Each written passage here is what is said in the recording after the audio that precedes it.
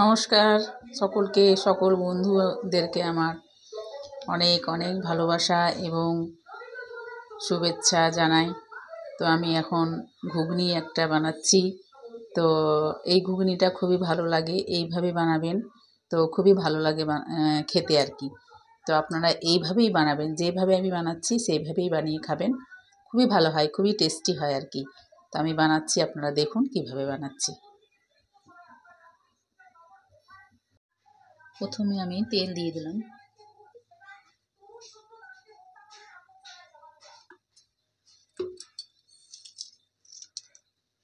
তারপরে এলাচ দারচিনি দেব,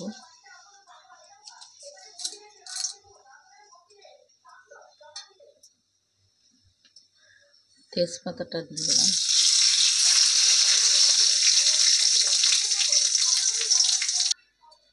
এবার মশলাটা দিয়ে দিব।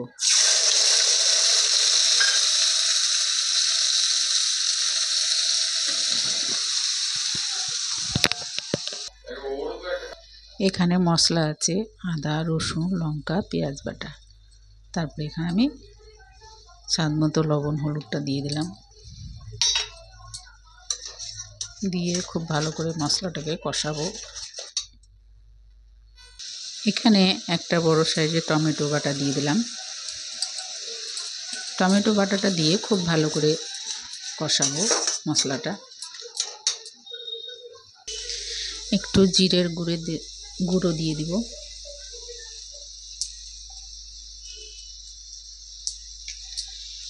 দিয়ে মশলাটাকে খুব ভালো করে কষানো হয়ে গেছে।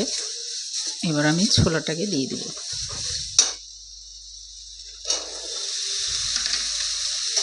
ছোলাটাকে দিয়ে খুব ভালো করে মশলাটার সঙ্গে কষাবো 2 মিনিটের মতো।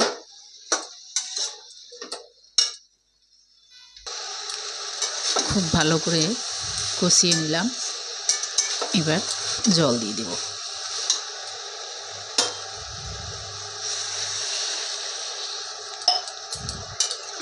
জলটা আরেকটু লাগবে,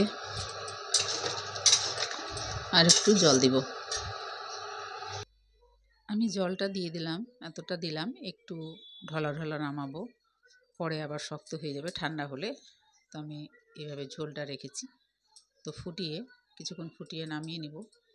তো এটা শুকনো শুকনো করবেন না, একটু ঢলা ঢলা রাখবেন, তাহলে ভালো হবে, পরে একটু টাইট হয়ে যাবে। তো আমি এতটাই জল দিয়েছি, কিছুক্ষণ ফুটিয়ে নামিয়ে নেব। এইভাবেই করবেন এটা, ঘুগনিটা কাবলি ছোলার ঘুগনি খুবই ভালো হয় খেতে। এর মধ্যে আপনি মুড়ি দিয়ে খেতে পারেন, লুচি দিয়ে খেতে পারেন, রুটি দিয়ে খেতে পারেন, সব কিছু দিয়ে ভালো লাগে।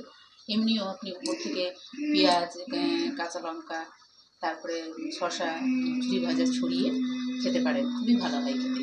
তো আপনারা অবশ্যই খাবেন এই ঘুগনিটা বানিয়ে। তো আমি 2 মিনিটের মতন ফুটিয়ে নিব, নিয়ে আমি নামিয়ে নেব। এর মধ্যে একটু চিনি দেব। তো চিনিটা দেওয়ার কারণ একটু টেস্ট হয় আর কি, তারপরে খেতেও ভালো হয়। ঝালটা যদি বেশি হয় তো ঝালটাও লাগে না আর কি।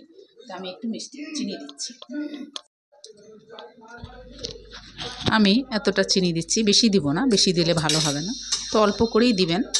আমি অল্প করেই দিলাম। তো ঘুগনিটা হয়ে গেছে।